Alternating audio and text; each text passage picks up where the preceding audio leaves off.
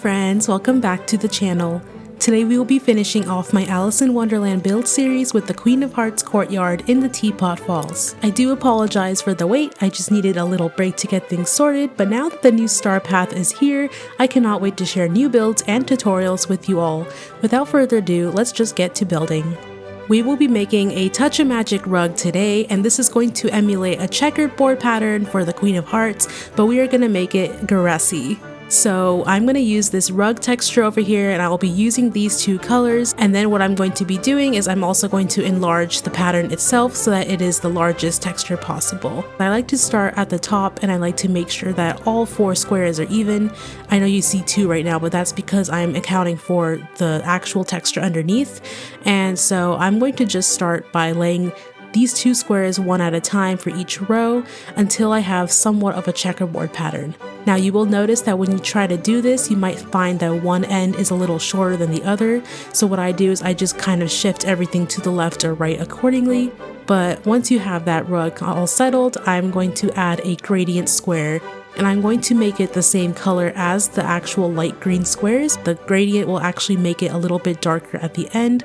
This is just going to add a little bit of extra dimension. You might think it's a small detail, but it really does make a difference once you look at it from a further look. So I'm going to add that to all of the light green squares, and then that will finish off the checkerboard rug. For the castle build, I will be using this Queen of Hearts castle. I don't actually know if it's called that, but it is the Hearts castle and it is Alice in Wonderland themed, so that's just what I'm gonna call it.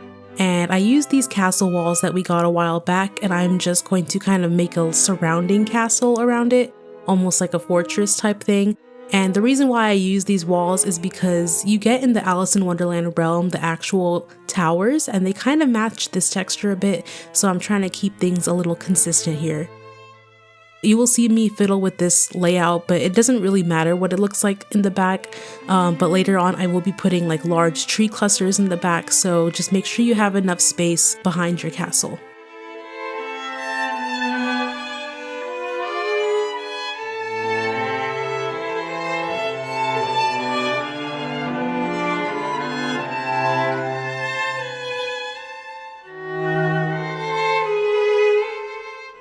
These are the castle towers I was talking about. You can get these for free in the realm, so if you do not have these in your inventory, revisit the realm and you will find it in a chest somewhere.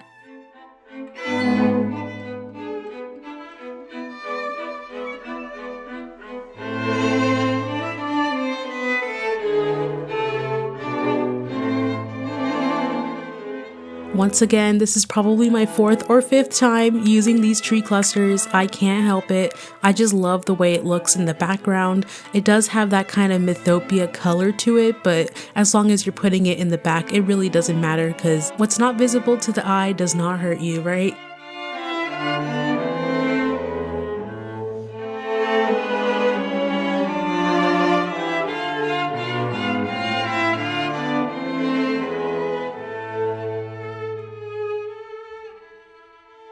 I am going to begin my courtyard, so I finally got this fountain. I don't know why, it took forever to get that fountain in my Scrooge store, so I have to use it obviously for the centerpiece. And here I'm going to actually just start laying out my Touch of Magic rugs. You're going to need a lot of rugs for this, so stock up on that fiber and that fabric. If you know, you know. But I'm going to start just kind of creating this sort of like roundabout shape and then make it a little more wide towards the back. I start to use these hedges, and I will fiddle with this a lot as well because there are definitely different sizes to these, and so I try to make sure they cut the corners perfectly. I'm utilizing all the space that I have. So you'll notice that the way I place the rugs, I try to make it so that the checker pattern is consistent. However, you will quickly find out that that is almost impossible to perfectly do, so there will be a couple little areas here and there where the checker pattern does not actually match up. But I'm going to try my best, and I figure that this layout that I'm doing is the best way to do it because trust me, I did practice this like for a couple hours before recording this video, so this is just trial and error. It really did not come that easy to me, but I'm going to kind of start out that little area which will lead to the actual play area, and then I'm going to keep using these hedges and just surround all of the rugs.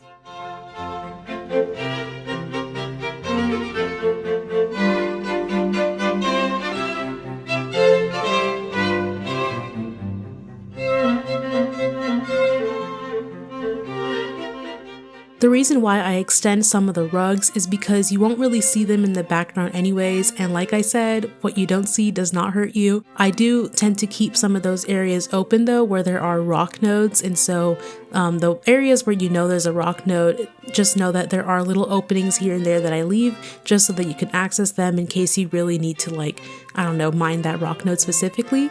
So then I'm also going to create a little entrance over here, and that's where the well will go.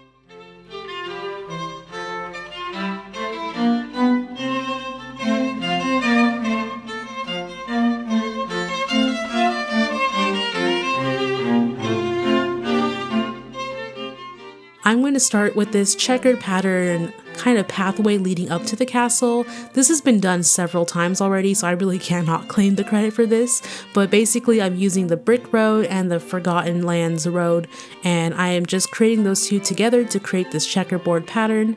And right now it's like 4 spaces wide, but I do make it 3 spaces later on, so just to save you some time. But I think it just adds a really cool texture element and also just really ties in that whole theme. And over here in the center, I don't know why I included this because this kind of like evolves a little bit, but I'm going to have some of that checkered pattern also in the center, and then I also use those card rugs to kind of surround the fountain.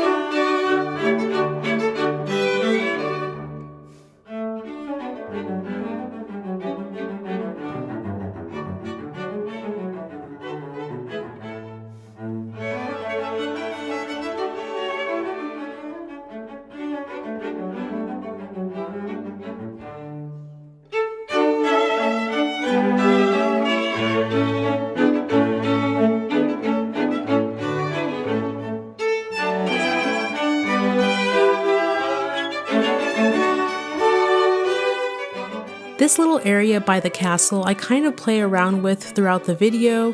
All I know is that I do want it to be somewhat blocked off so you don't really see all of the excess sides, but this was where I decided I really wanted to use some of these Cheshire hedge bushes because I never really used them before in a build, and I honestly think that this is just the perfect time to use it. And so I'm going to put one on each side, and then the placement will kind of be determined later in the video.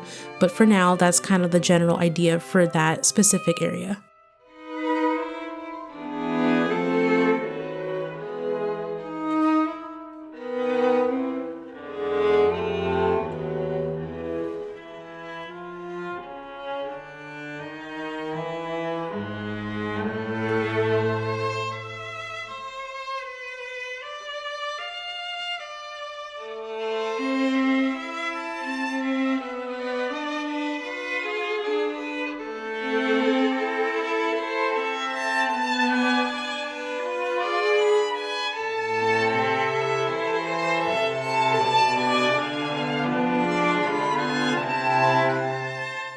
I am adding some additional trees in the background, and so I will just add the greenest trees possible because I kind of want it to feel green.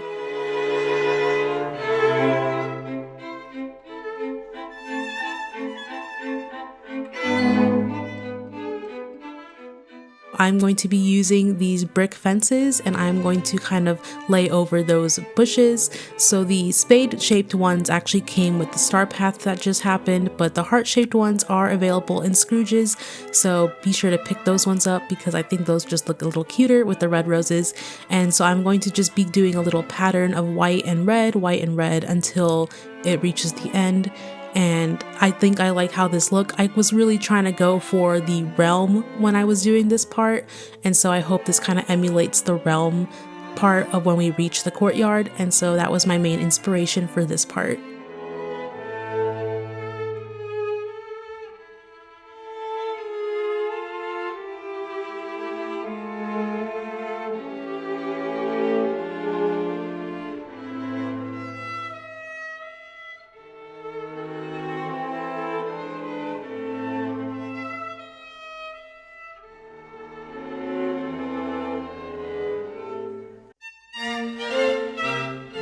I am adding some of these teacup fountains. I just think they look really pretty, and you know, it might be your opinion, you might think this is too many fountains in the center, but honestly, I just think it's very extravagant, you know, so I really like that. And then I'm going to work on this little tea party area. This is also kind of inspired loosely by the realm, and so I tried to, of course, fit it like a puzzle piece, literally trying to match up the checker pieces, and that was the hardest thing ever because honestly, you would think that a checkerboard rug is not the hardest rug to make, but it was definitely one that I struggled to make. So yeah, the more you know.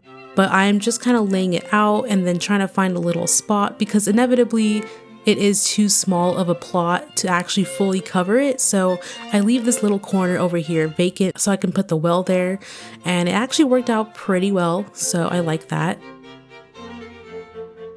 And then I'm just going to be covering up any blue grass I see with some more hedges and some of these cypress trees.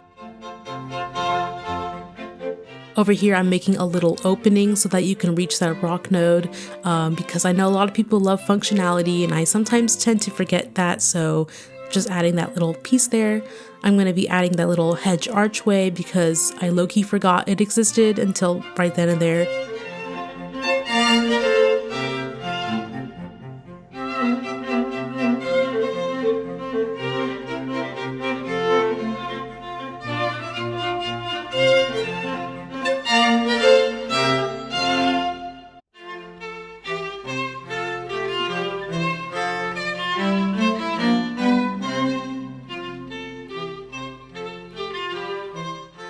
I'm going to be adding some of this like gold and opal pathing as well. I think just adding that on either side of that checkerboard entryway kind of just creates this like more extravagant look to it. And then I'm also going to be outlining the whole center part with the fountain, which kind of worked out perfectly, so I'm glad. And then I will just continue to fix up the hedges and surround it so that it kind of covers up all of these harsh edges of the rugs.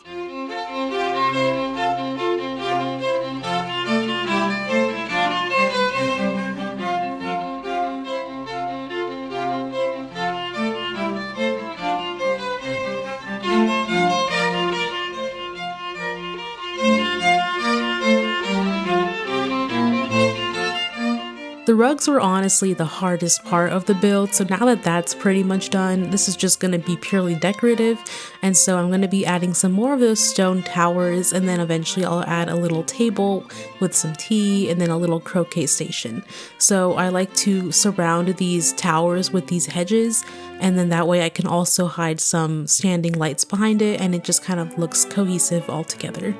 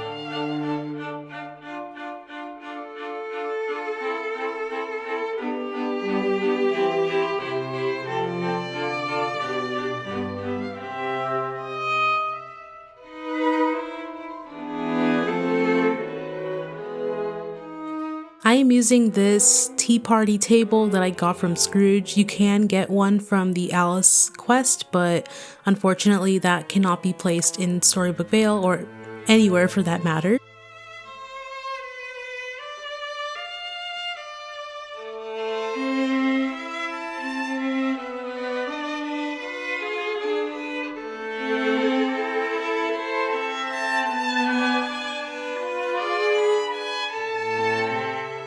also decided to add some more of those signs that I used in my Alice in Wonderland forest. I think it just kind of ties it all together, and because now all 3 areas have it.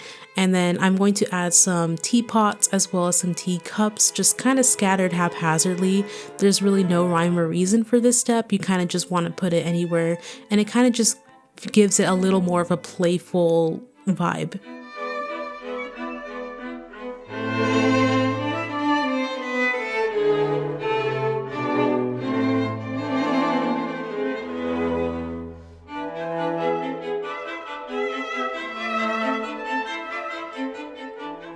With this little tea party nook over there, I am also making sure that you can walk through it because I did leave an opening for a rock node.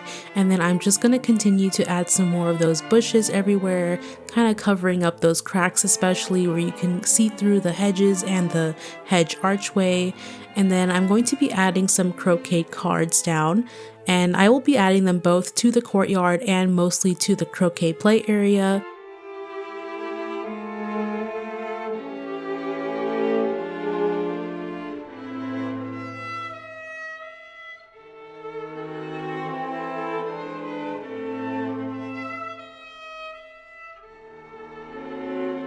I'm going to be adding some card soldiers here, kind of just making it a little croquet play area, and some of these like croquet stops as well. I'm just going to finish off the tea party, adding some whimsical looking chairs and some cakes and whatnot.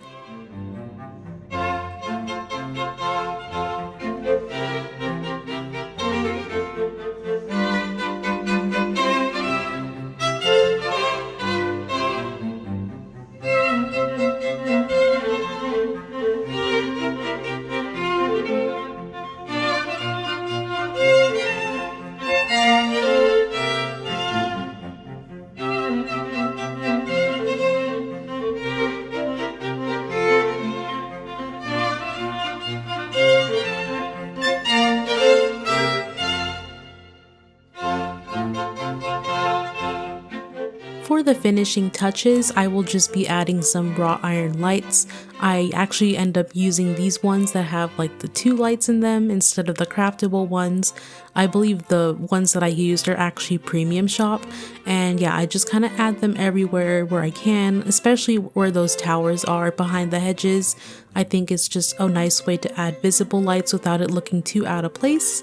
And then all I have to do is just some finishing touches.